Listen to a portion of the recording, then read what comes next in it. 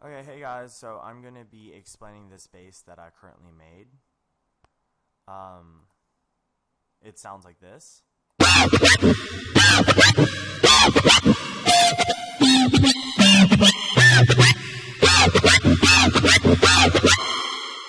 we could just like drop an octave.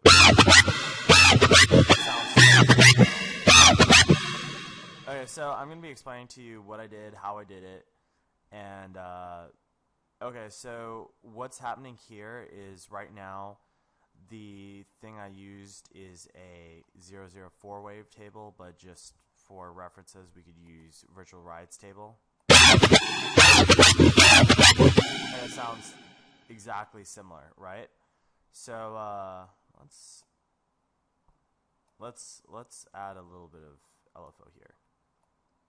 So I'm using growl 4, as you see. If you want to get crazy, you could also up this and then detune. Okay, so let me explain everything that's going on here. We got the noise oscillator. All I'm doing is LFOing the pitch. And it's very minimal, from like the 45 to 90 degree.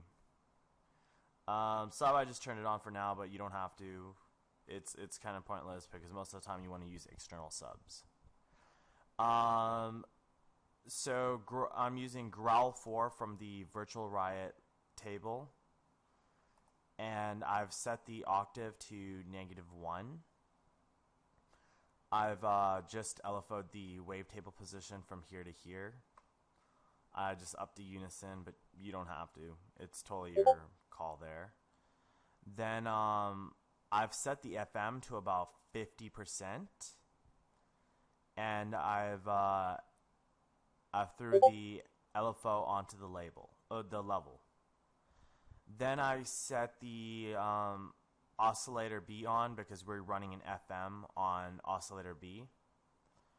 And you want to turn the level all the way down if you're ever using FM.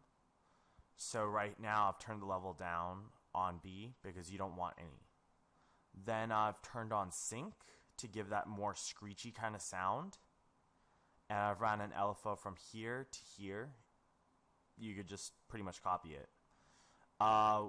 The wave table position, I've ran the full LFO on it. And that's pretty much it for there. Also, no, wait. There was one more thing that I did. I added an LFO onto the pitch, so it helps with the screeching, as you see. Then I've used MG low 12, so it's just a filter, right? And all I've done is I've ran an LFO on the drive, and I've set the cutoff, an LFO on the cutoff, and that was all I did here. So it's pretty simple, right? But the whole rhythm bass, you know, kind of screechiness comes in the filter section, because there's two filters going on. There's MG low 12, that's pretty much stating how much to cut off the high ends. And then you have the filter down here, which is the Comb H6 Plus, and I've pretty much yeah. Well, I'll come down here. So what I've done here is, so we got the hyper dimension, right? All I did in the hyper is I dropped the hyper all the way down. The dimension size all the way down. That's all I did. Distortion, I used type tube.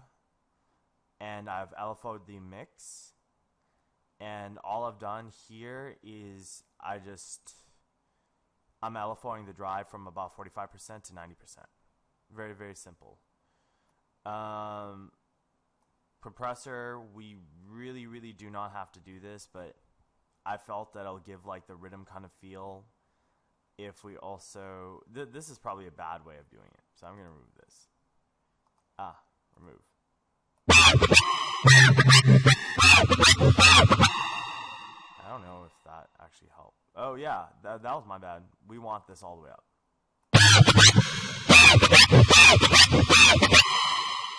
Yeah, so you want to keep the compression all the way up. the mix of it, and then I set the gain up here, which pretty much when you up the gain, you make the sound louder. That's all you're doing, and it's multi-band compression. So that's pretty much the rundown on what a compressor does. What this compressor is doing. It's just making it louder. Reverb, I didn't use too much of it, but all I did was pretty much, remove the lows, up the highs here, and I think I may have upped the size to this point, and I've set the width on max because it's just a reverb on the bass. And then EQ, pretty much copy what I got. It's just like you're LFOing the frequency, yeah, just copy what I got here. I mean, I could toggle this all I want, like, we could control this on how we want to do it. We could come like this, but it won't sound right. We want it up. See how it's a lot louder? Okay, and then for the filter, I'm going to be explaining this right now. This gives it the comb, the comb H6, kind of gives it the riddim kind of feel. So all I've done is I'm LFOing the cutoff at around, I would say 50% to about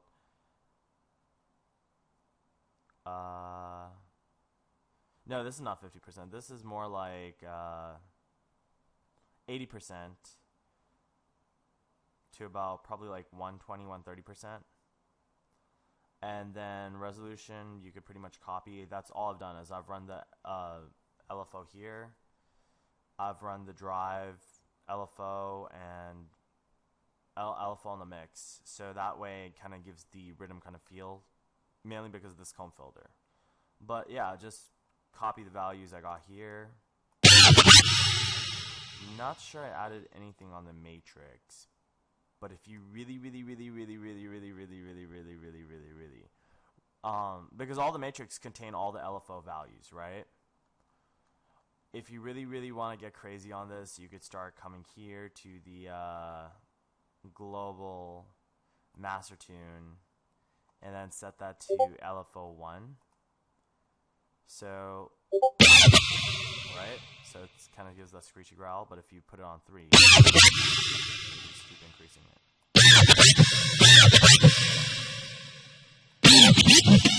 It gives a different sound every single time you do it.